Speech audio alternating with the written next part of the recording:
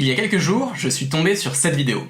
Salut à toi, jeune entrepreneur. Est-ce que tu préfères faire pitié et prendre le bus tous les jours ou commencer très rapidement à faire de l'argent avec moi? Vous l'avez sans doute déjà vu, vous aussi, mais pas forcément sous l'angle dont je vais vous en parler aujourd'hui. Jean-Pierre, que l'on voit en train de jeter sa coupe de champagne sous les roues d'un cycliste, s'adresse à la caméra d'un ton assuré pour nous dire de le suivre dans son 4x4 flambant neuf pour qu'il nous enseigne les méthodes du succès qui vont changer nos vies. Il fait partie d'une longue lignée de vendeurs de rêves qui font toujours osciller les foules entre curiosité et pitié. Ils répètent tous sans cesse la même promesse, suivez-moi et je vais faire de vous des entrepreneurs ou des créateurs à succès. Mais la différence de Jean-Pierre, c'est que sa vidéo a involontairement buzzé partout sur internet à cause ou grâce à son aspect ridicule que l'on pourrait qualifier de cliché. On est à chaque seconde sur un fil en se demandant si c'est un rigolo raté ou bien un troll qui nous prend au piège. Cet équilibre instable attire l'attention autour de cette vidéo. On a envie de la partager, d'en parler autour de nous, pour en rire ou en pleurer, et sans le vouloir, on finit par faire beaucoup parler de cet énergumène. Je prétends avoir une recette infaillible, une clé pour percer, une méthode qui va vous permettre d'atteindre le succès. Comme vous j'imaginez, je ne fais pas forcément partie des gens qui vont se laisser berner par ça. Mais parmi les 500 000 personnes qui ont regardé sa vidéo ces 2 dernières semaines, on peut estimer qu'un certain pourcentage, aussi petit soit-il, va lui envoyer un mail pour en savoir plus. Et bim, le mal est fait. Voici un nouvel innocent pris dans les filets d'un gredin, d'un bandit des temps modernes qui va profiter de lui et lui soutirer de l'argent. Alors en tant que créateur qui propose une approche authentique, je pouvais pas laisser passer ça. Et donc décidé dans cette vidéo d'aller creuser les vraies méthodes sincères qui permettent à un créateur d'arriver à avoir du succès, et on en profitera pour analyser Jean-Pierre et révéler les codes et les clés qu'il utilise pour attirer l'attention. Mon but avec cette vidéo, c'est qu'à la fin, vous ayez en tête 3 idées, 3 grands principes qui vont vous aider à avancer, à percer et à évoluer en tant qu'entrepreneur ou créateur.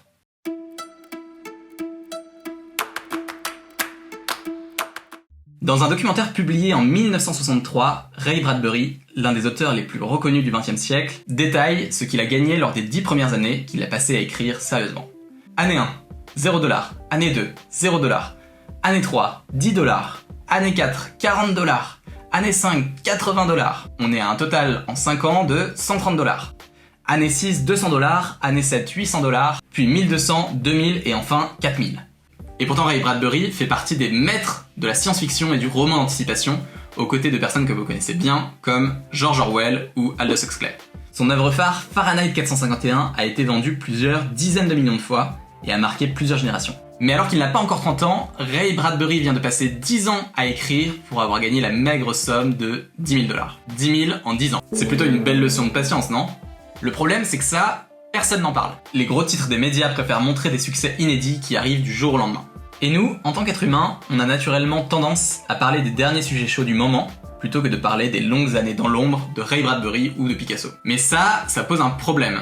À force de regarder toujours les mêmes vidéos, en rigolant ou par curiosité de personnalités comme Jean-Pierre Fanguin et bien d'autres, on finit par être touché par ce qu'on appelle en sciences cognitives le biais de représentativité. C'est un raccourci mental qui consiste à porter un jugement à partir des éléments qui nous entourent le plus, mais qui ne sont pas nécessairement représentatifs de l'ensemble de la réalité. Par exemple, c'est ce qui va nous pousser à penser que Benoît, le petit aux lunettes rondes et à la chemise bien repassée, qui est assis au premier rang dans la classe, va être le premier de la classe. Ou encore que tous les chiens sont gris et blancs si on ne rencontre que des chiens gris et blancs dans la rue. C'est une sorte de projection de notre réalité sur celle des autres qui peut nous amener à avoir une représentation erronée de ce qu'elle est en réalité. Pris isolément, l'histoire de Jean-Pierre Fanguin n'est pas forcément dramatique.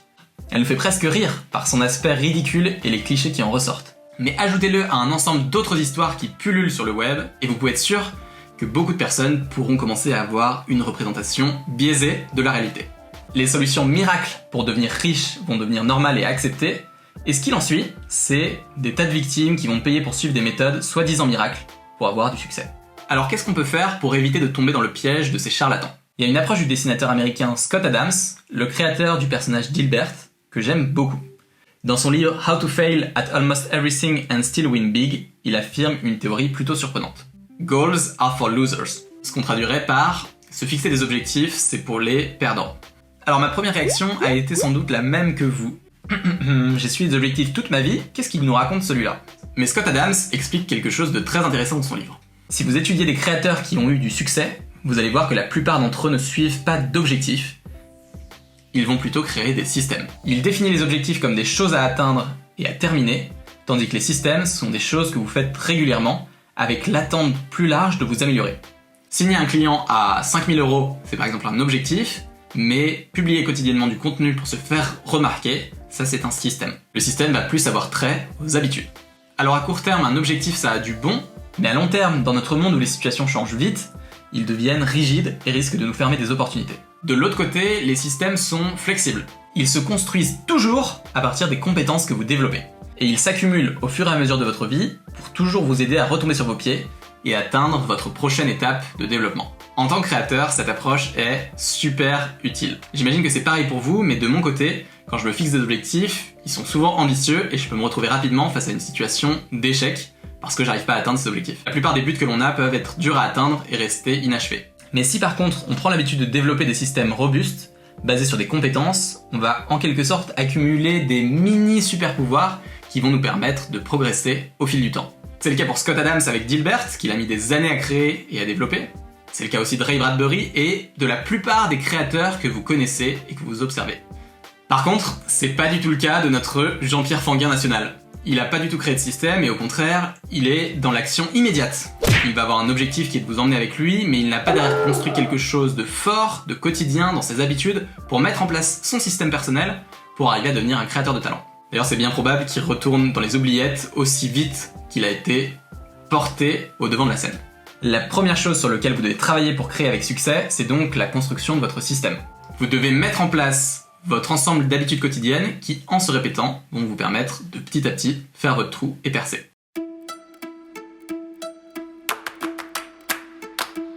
En 2009, la psychologue américaine Barbara Kerr a mené une longue étude sur des dizaines de jumeaux pour estimer l'importance des gènes dans le développement de la créativité. Et elle a découvert un truc assez surprenant. Seulement 22% de notre créativité est liée à des prédispositions génétiques. C'est finalement un tout petit chiffre par rapport aux préjugés qu'on a tous sur la créativité. Dans notre inconscient collectif, elle est considérée comme innée, mais en fait on se rend compte que c'est un préjugé qui tient pas du tout la route. Alors oui, certains ont peut-être un petit avantage naturel pour mieux créer, mais on se rend compte qu'avec l'entraînement, c'est 80% des résultats qui vont tomber. Et ça mes amis, c'est une bonne nouvelle, parce que devenir un créateur exceptionnel, c'est donc avant tout une histoire de travail et d'heures passées à pratiquer pour, comme un artisan, affiner son art. Mais alors, comment faire pour sortir du lot? Contrairement à ce qu'affirme Jean-Pierre Fanguin, on ne peut pas juste monter dans une voiture et devenir un créateur à succès. Il n'y a pas de recette miracle immédiate, mais il y a une méthode infaillible pour parvenir à ses fins. Il faut creuser plus que n'importe qui. C'est sûrement la plus grande garantie que vous avez en tant que créateur.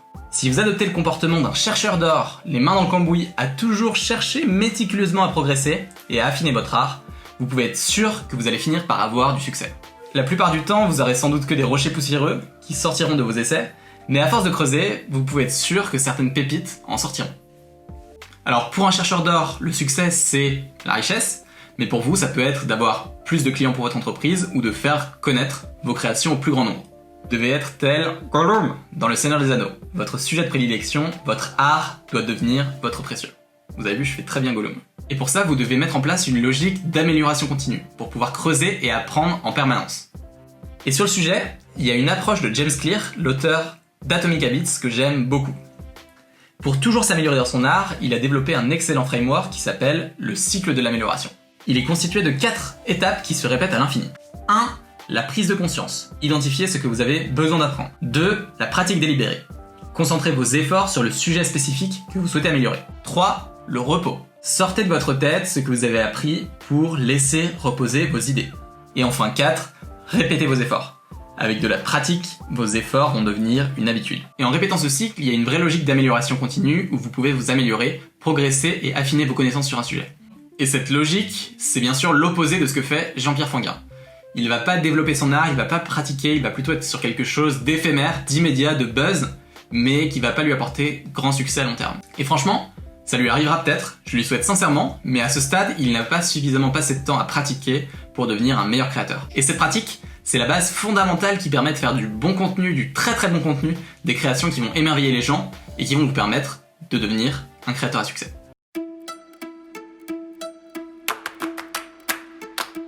Quand on regarde les vidéos de Jean-Pierre, on se rend compte que toutes ces actions sont tournées vers un but très spécifique, percer pour devenir quelqu'un. Il a envie d'amener les gens à aller dans son sens, il veut créer son activité et la faire grandir, et au fond, si on le regarde avec un peu d'optimisme, il le fait sans doute pas à mal, Mais le problème, c'est que percer pour percer, ça peut pas être une fin en soi.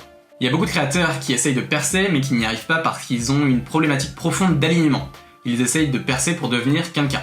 Et cette volonté de créer pour les mauvaises raisons peut les amener sur un mauvais chemin.